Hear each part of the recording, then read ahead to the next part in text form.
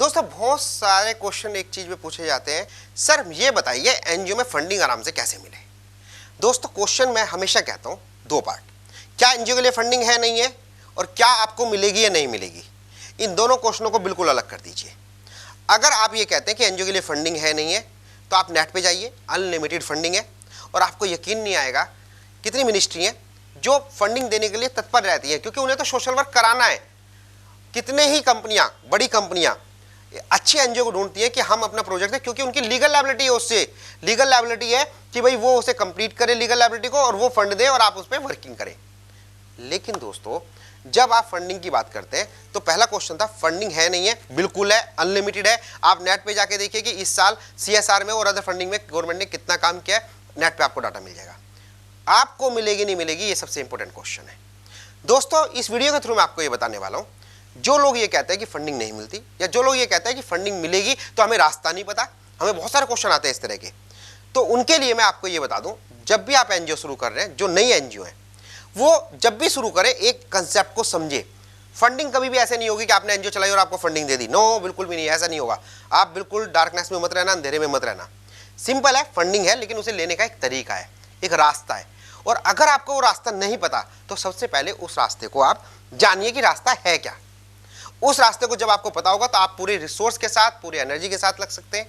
तो दोस्तों फंडिंग, अगर आपकी नई एनजीओ है तो कैसे फंडिंग लेनी है, और अगर आप ऑलरेडी चला रहे हैं और आपको फंडिंग की प्रॉब्लम है तो मैं हमेशा 3 स्टेप बताता हूं, और तीनों स्टेप को अगर आपकी इंफॉर्मेशन और आपको अच्छी तरह से नॉलेज हो जाए तो शायद फंडिंग की पॉसिबिलिटी आपकी काफी सारी 99% तक पहुंच जाएगी और आप हर एरिया में फंडिंग ले सकते हैं। तो 3 हमारे पास वर्डिंग होती है, formation to funding of NGO, formation से फंडिंग तक कैसे जाएं। तो सबसे पहले फॉर्मेशन इंपॉर्टेंट होता है, क्योंकि अगर आपकी नींव कमजोर है तो आपको आगे प्रॉब्लम आने वाली है। तो पहला पार्ट है हमारा फॉर्मेशन, सोसाइटी बनाए, ट्रस्ट बनाए, सेक्शन 8 कंपनी बनाए।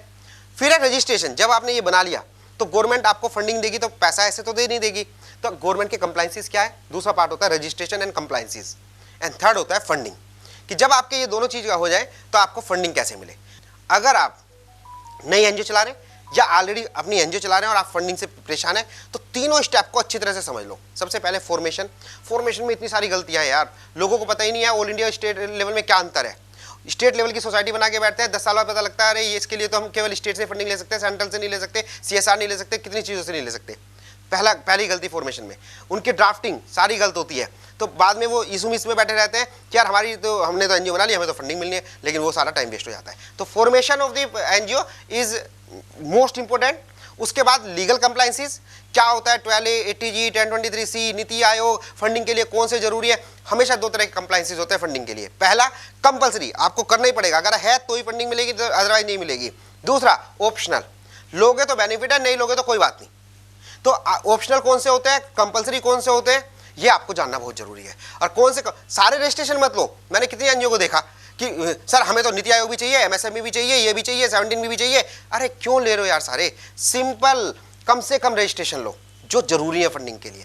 तो फॉर्मेशन परफेक्ट रखें, रजिस्ट्रेशन का परफेक्ट रखें, और थर्ड है फंडिंग आपकी जब दोनों अच्छी हो जाएंगी ना, फंडिंग भी फिर आपको आराम से मिल जाएगी। लेकिन दोस्तों इन तीनों को समझने के लिए क्या आपके पास उपाय है। मेरी एक वर्कशॉप होगी, उस वर्कशॉप में 2 महीने में 3 महीने में एक बार होती है। तो आपको अगर इंटरेस्ट है और आप जानना चाहते हैं तो नीचे दिए हुए फॉर्म को आप क्लिक कर देना, हमारे पास डाटा आ जाएगा, हम आपको कोऑर्डिनेट करेंगे, पूरी इन्फॉर्मेशन देंगे। तो दोस्तों मुझे उम्मीद है कि आपको ये जो इन्फॉर्मेशन मैंने दी है ये बहुत इंपॉर्टेंट होगी, और फिर मिलते हैं नई वीडियो के साथ। Thank you so much.